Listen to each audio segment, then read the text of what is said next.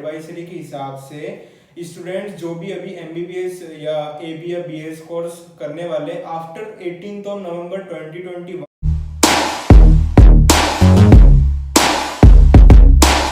तो गाइस ये जो नई एडवाइजरीज आ रही है बहुत, यानी मैंने भी देखा एनएमसी गैजेट एंड ऑल, इतनी एडवाइजरी एम्बेसी और फिलीपींस के हिसाब से अलग एडवाइजरी, तो इसमें स्टूडेंट्स और उनके पेरेंट्स काफ़ी कुछ कंफ्यूजन में आ गए होंगे कि स्टूडेंट भी काफ़ी कंफ्यूज हो गए होंगे कि अब करना क्या है, कैसे एडमिशन लेना है, यानी किस चीज़ को। तो बेटर है कि एनएमसी को एक फाइनल ड्राफ्ट निकालना चाहिए रेगुलेशंस के साथ में कि अब जो भी बच्चे यहाँ पे कौन सी भी कंट्री में पढ़ना अगर चाह रहे हैं बाहर से, तो उनको इन रेगुलेशंस को फॉलो करना पड़ेगा और उनकी कॉलेज को इन रेगुलेशंस के हिसाब से चलना पड़ेगा। तो अगर वो फाइनल एक ड्राफ्ट निकालते तो काफ़ी राहत वाली बात होगी जो भी बच्चे बाहर पढ़ना चाह रहे हैं उनके लिए।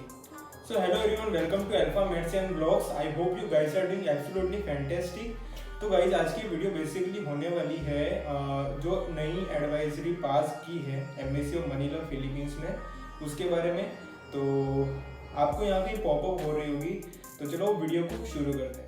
So guys, what the first point is telling us is based on numerous queries received relating to embassy's advisory dated 15 December 2021, the embassy had sought a clarification from NMC of India on the applicability of NMC regulations to 2021 18 November 2021 to Indian students currently pursuing bridging BS course in Philippines. तो guys first point basically इस बारे में है कि embassy जो Manila embassy है उसके पास बहुत सारी क्वेरीज वगैरह आई थी स्टूडेंट्स की, तो उन्होंने पूछ रखा था कि ये रेगुलेशंस वगैरह, तो एम्बेसी ने एनएमसी से क्लैरिफिकेशन इस चीज़ का मांगा है कि उन्होंने जो ये जो पास किया था ना रेगुलेशंस वगैरह जो 18 नवंबर 2021 उसके रिलेटेड इसमें पूछ रखा उन्होंने एम्बेसी वालों ने कि जो अब यानी जो बीएस कोर्स में ऑलरेडी एडमिशन ले चुके हैं उनके लिए क्या नया रूल है, क्या रेगुलेशंस है। तो बस यही है। और सेकंड पॉइंट, इसमें सेकंड और थर्ड पॉइंट बहुत ज़्यादा इंपॉर्टेंट है। तो सेकंड पॉइंट आइए समझ लेते क्या है। All concerned are hereby informed that undergraduate medical education board and of NMC has confirmed the applicability of these regulations and conveyed that students currently pursuing BS course and will commence medical degree course MD only after 18th November 2021 would require a special dispensation or relaxation from NMC. So guys most important point is point number 2, जो कि मुझे जितना idea लगा इस point के बारे में उतना ये कि एडवाइजरी के हिसाब से स्टूडेंट्स जो भी अभी एमबीबीएस या एबी या बीएस कोर्स करने वाले आफ्टर 18 नवंबर 2021 उनको एनएमसी की तरह, यानी अब वो जैसे 18 नवंबर को आ गए, ठीक है, 18 नवंबर से पहले अगर उनके लिए नहीं है, जो 18 नवंबर के बाद आए जो बीएस कोर्स ऑलरेडी कर रहे हैं, तो उनको एनएमसी से रिलैक्सेशन सर्टिफिकेट इशू करवाना पड़ सकता है, यानी पड़ेगा। This is a must thing. That mean जो कि 18 नवंबर 2021 के बाद एमबीबीएस कोर्स में यानी एनरोल होंगे वगैरह, उन लोगों को एनएमसी से रिलैक्सेशन या डिस्पेंसेशन सर्टिफिकेट लेना पड़ेगा। तो सेकंड पॉइंट का मतलब सिर्फ इतना ही है कि आप अगर 18 नवंबर 2021 के बाद में अगर एमबीबीएस कोर्स में आ रहे हैं, मेडिसिन कोर्स में आ रहे हैं इन फिलीपींस, तो आपको एनएमसी से सर्टिफिकेट लेना पड़ेगा जो एनएमसी आपको इशू करेगी। So what is third point? Third point क्या कह रहा है? The embassy has on its part already recommended sympathetic consideration of NMC on the matter.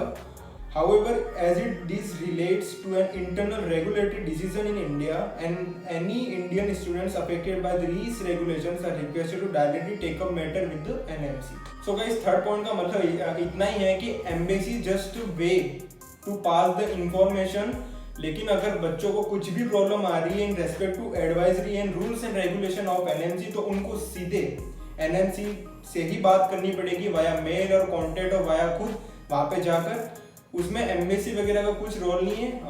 Embassy just a way to pass the information. So guys, what is point number 4 is the embassy also reiterates its earlier request to all Indian students seeking to avail of medical courses in Philippines to ensure local courses to be availed would meet all criteria under the new NMC regulations.